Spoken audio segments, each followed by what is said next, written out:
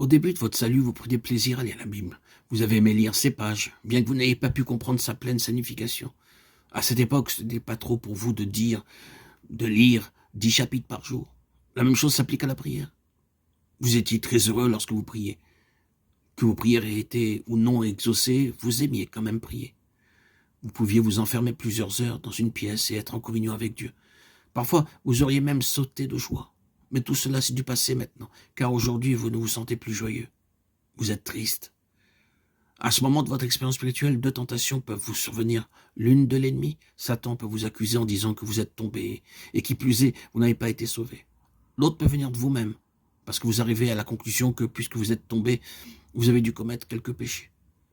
Malgré tout, en cherchant où vous avez pu pécher, vous ne trouvez rien en particulier, mais l'état sec et stérile continue.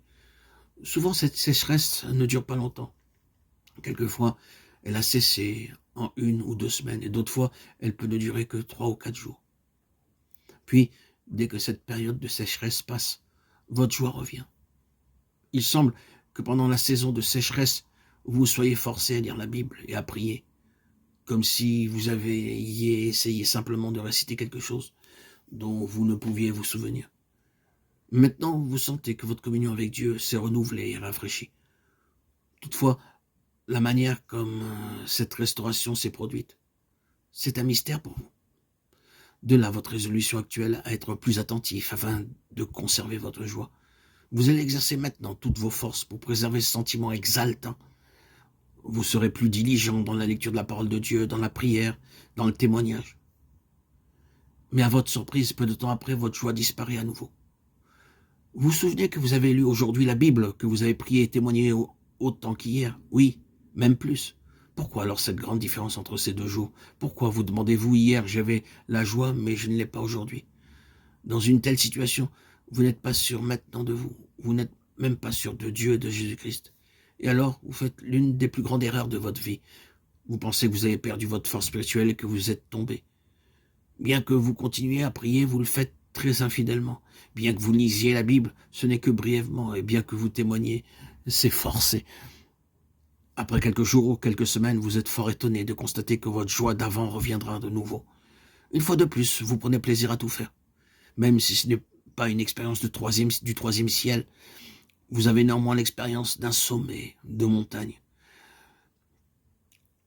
Ce qui vous rend plus perplexe, c'est que quelque temps après, vous tombez encore dans une condition sèche et insipide, pour un autre temps encore. Pour cette raison, vous ne pouvez pas vous empêcher de penser que la vie est réellement comme la marée montante ou descendante. Si quelqu'un devait s'informer aujourd'hui de votre état spirituel, vous répondriez très probablement que votre vie est sans doute remplie de hauts et de bas. Vous jugez être en haut quand vous lisez la Bible, que vous priez et témoignez avec joie et plaisir. Vous estimez être en bas quand vous vous sentez insipide et sec à faire ces mêmes choses. C'est ce que vous appelez une vie de haut et de bas.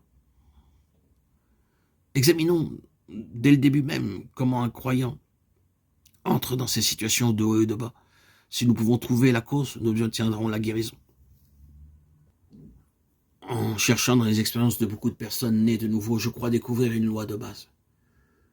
La joie diminue de beaucoup à peu pendant que la sécheresse s'accroît avec le temps et sa période se prolonge, même si elle devient de plus en plus superficielle. La première sécheresse n'a peut-être duré que 3 ou 4 jours, la deuxième 1 semaine, la troisième 2 semaines, la quatrième aussi longtemps qu'un mois tout entier. En d'autres termes, la deuxième joie est plus courte et moins intense que la première. Mais la deuxième sécheresse dure plus et est plus concentrée que la première. Les périodes de sécheresse deviennent plus longues et l'intensité de la sécheresse augmente avec le temps. Tous les croyants ont ce genre d'expérience. En somme, les chrétiens rencontrent plus de sécheresse que de joie. Et l'intensité de la joie diminue. Sa période est écourtée à mesure que le temps passe, tandis que l'intensité de la sécheresse augmente avec le temps et sa période se prolonge. C'est un phénomène commun que connaissent tous les chrétiens. Il n'y a rien d'accidentel à ce sujet. Beaucoup de saints ont la même expérience puisque ceci n'est pas quelque chose d'accidentel. Il y a une main d'ailleurs qui leur donne. C'est la main de Dieu. C'est Dieu qui fait diminuer l'intensité de notre joie et qui l'abrège avec le temps. C'est lui qui fait augmenter l'intensité de notre sécheresse et qui l'allonge avec le temps. Chaque fois,